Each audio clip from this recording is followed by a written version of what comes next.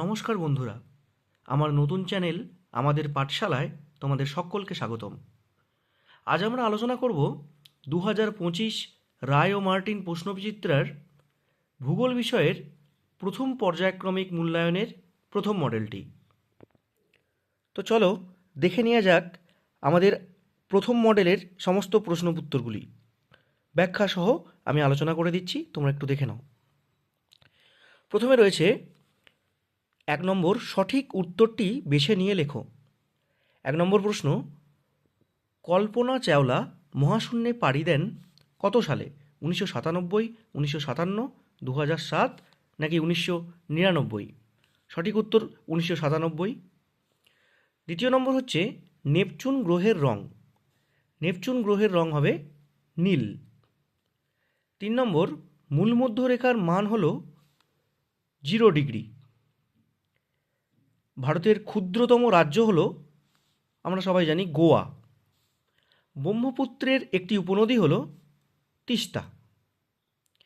এরপর চলে আসি শূন্যস্থান পূরণ করো।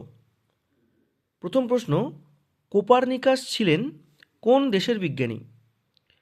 ড্যাশ দেশের জ্যোতির্বিজ্ঞানী? পোল্যান্ড।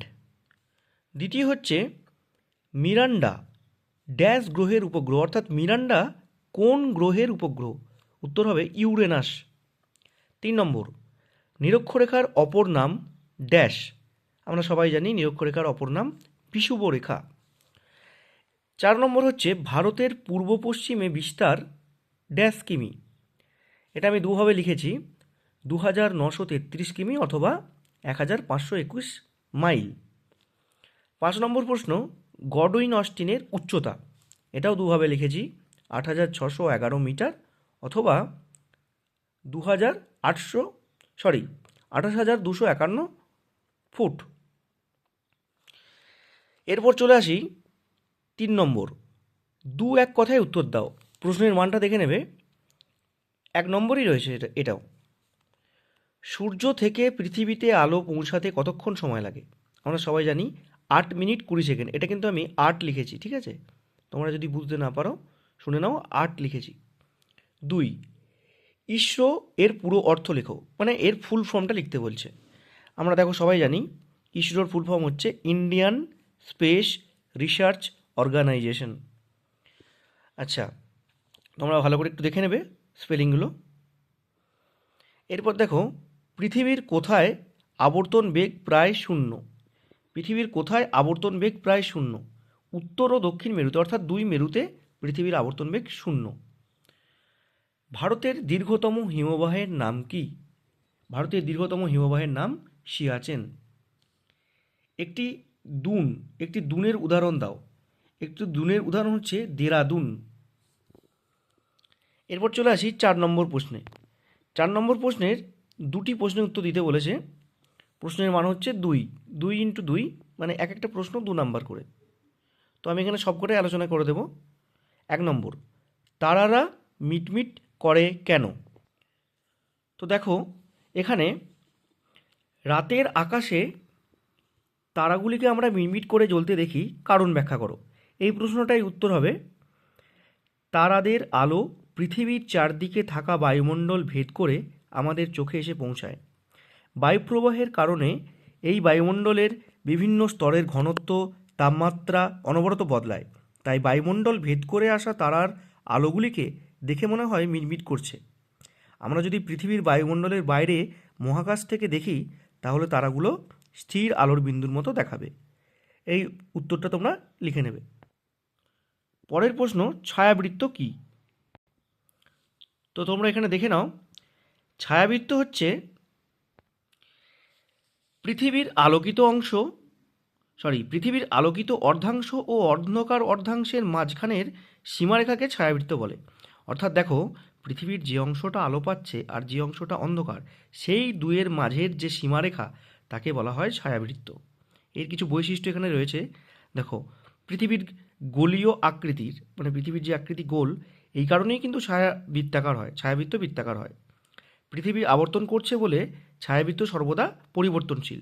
মানে আজ হয়তো কোনো একটা স্থানের মধ্যে ছায়াবৃত্ত রয়েছে, আবার সেটা অন্য জায়গায়, অন্য কোনো সময় অন্য কোনো জায়গায় হয়ে যাবে। তো ছায়াবৃত্ত অতিক্রম করে কোনো স্থান আলোকিত অংশ আসলে সেখানে হয় প্রভাত, এবং অন্ধকার অংশ আসলে সেখানে হয় সন্ধ্যা। অর্থাৎ যে ছায়াবৃত্ত অতিক্রম করে কোনো স্থানে আলোকিত অংশ আসলে সেটা হচ্ছে প্রভাত, আর অন্ধকার আসলে সন্ধ্যা। আচ্ছা, এর পরের প্রশ্ন রয়েছে গিরিপথ কাকে বলে? তো দেখো, গিরিপথ বলতে দুটি পর্বতের বা গিরির মাঝে প্রাকৃতিকভাবে তৈরি হওয়া সংকীর্ণ পথকে গিরিপথ বলে। উদাহরণ, জম্মু ও শ্রীনগরের মধ্যে বানিহাল গিরিপথ, শ্রীনগর ও লেহর মধ্যে জজিলা গিরিপথ। এরকম দু তিনটে উদাহরণ দিতে পারো। আর কয়েকটা বৈশিষ্ট্য রয়েছে। পার্বত্য অঞ্চলে যাতায়াতের অন্যতম মাধ্যম হলো এই গিরিপথ। অর্থাৎ যাতায়াত করার জন্য তো আমরা পর্বতের দুর্গম ঢাল বেয়ে উঠতে পারি না, তো সেই জন্য গিরিপথগুলো থাকলে কি হয়, যাতায়াতের সুবিধা হয়। গিরিপথগুলিও কিন্তু অত্যন্ত দুর্গম ও সংকীর্ণ। বর্তমানে মানুষ গিরিপথের মধ্য দিয়ে সড়ক ও রেলপথ নির্মাণ করেছে। দু তিনটে বৈশিষ্ট্য তোমরা যোগ করতে পারো। এর পরের প্রশ্ন 5, যে কোনো দুটি প্রশ্নের সংক্ষিপ্ত ব্যাখ্যা দাও। এই প্রশ্নগুলোর মান রয়েছে দেখো 3x2, অর্থাৎ প্রত্যেকটা প্রশ্ন 3 নাম্বার করে। তো এখানে পৃথিবী গ্রহের কয়েকটি বৈশিষ্ট্য লিখতে বলেছে, তো দেখা যাক। তো এটা আমরা টেক্সট বই থেকে নিয়ে নিচ্ছি। পৃথিবীর দেখো কতগুলো বৈশিষ্ট্য বলেছে শুধুমাত্র। তো এখানে দেখো সূর্য থেকে দূরত্ব পৃথিবীর কত সেটা লিখতে পারো, পৃথিবীর গড় তাপমাত্রা, সৌরজগতের একমাত্র গ্রহ যেখানে প্রাণের অস্তিত্ব রয়েছে, মানে আমরা বসবাস করি, বা আরও অনেক প্রাণের অস্তিত্ব রয়েছে। আবর্তন হয়েছে 23 ঘন্টা 56 মিনিট 4 সেকেন্ড, প্রায় 24 ঘন্টা। আর পরিক্রমণ 365 দিন 5 ঘন্টা 48 মিনিট 46 সেকেন্ড, বা 366 দিনও বলা হয়। 365 দিন 5 ঘন্টা 48 মিনিট 46 সেকেন্ড, এটা সঠিক। নীল গ্রহ, আমরা পৃথিবীকে নীল গ্রহ বলি। মহাকাশ থেকে নীল রং দেখায় বলে পৃথিবীকে নীল গ্রহ বলা হয়। তো এখানে 1 2 3 4 5 6টা বৈশিষ্ট্য আছে। তো 3 নম্বরের জন্য ঠিক আছে, এই 6টা বৈশিষ্ট্য লিখলেই হয়ে যাবে। এরপর দেখো, নিরক্ষীয় তল ও কক্ষতল বলতে যা বোঝায় তা লেখো। অর্থাৎ নিরক্ষীয় তল কাকে বলে, কক্ষতল কাকে বলে, লিখতে হবে। প্রথমে দেখো নিরক্ষীয় তল। দেখো নিরক্ষীয় তল নিরক্ষরেখা বরাবর পৃথিবীকে কাল্পনিকভাবে কাটলে যে তল পাওয়া যায় তাকে নিরক্ষীয় তল বলে। ছবি দেখে বুঝতেই পারছো কোন দুটোকে নিরক্ষীয় তল বলা হচ্ছে, তীর চিহ্ন দিয়ে দেখানো আছে। পৃথিবীর নিরক্ষীয় তল কক্ষতলের সঙ্গে 23.5 ডিগ্রি কোণে হেলে আছে, এবং অক্ষের সঙ্গে নিরক্ষীয় তল 90 ডিগ্রি কোণে অবস্থান করছে। এটা তোমরা লিখে নেবে। এরপর চলে আসি কক্ষতল। তো দেখো, কক্ষতল কাকে বলে? পৃথিবীর কক্ষপথটি যে তলে অবস্থিত, মানে পৃথিবীর কক্ষপথটা যে তল বরাবর অবস্থান করছে তাকে পৃথিবীর কক্ষতল বলা হয়। পৃথিবীর অক্ষ এই কক্ষতলের সঙ্গে 66.5 ডিগ্রি কোণে হেলে আছে, এবং নিরক্ষীয় তল কক্ষতলের সঙ্গে 23.5 ডিগ্রি কোণে হেলে আছে। এটা তোমরা লিখে নেবে। পরের প্রশ্ন, ভারতের ভূপ্রাকৃতিক অঞ্চলগুলির নাম লেখো। তো দেখো এখানে ভারতের ভূপ্রাকৃতিক অঞ্চলগুলি পরপর 5টি ভাগে ভাগ করা হয়েছে। উত্তরের পার্বত্য অঞ্চল, উত্তরের নদীগঠিত সমভূমি অঞ্চল, উপদ্বীপীয় মালভূমি অঞ্চল, পশ্চিমের মরুভূমি অঞ্চল, এবং উপকূলের সমভূমি অঞ্চল ও দ্বীপপুঞ্জ।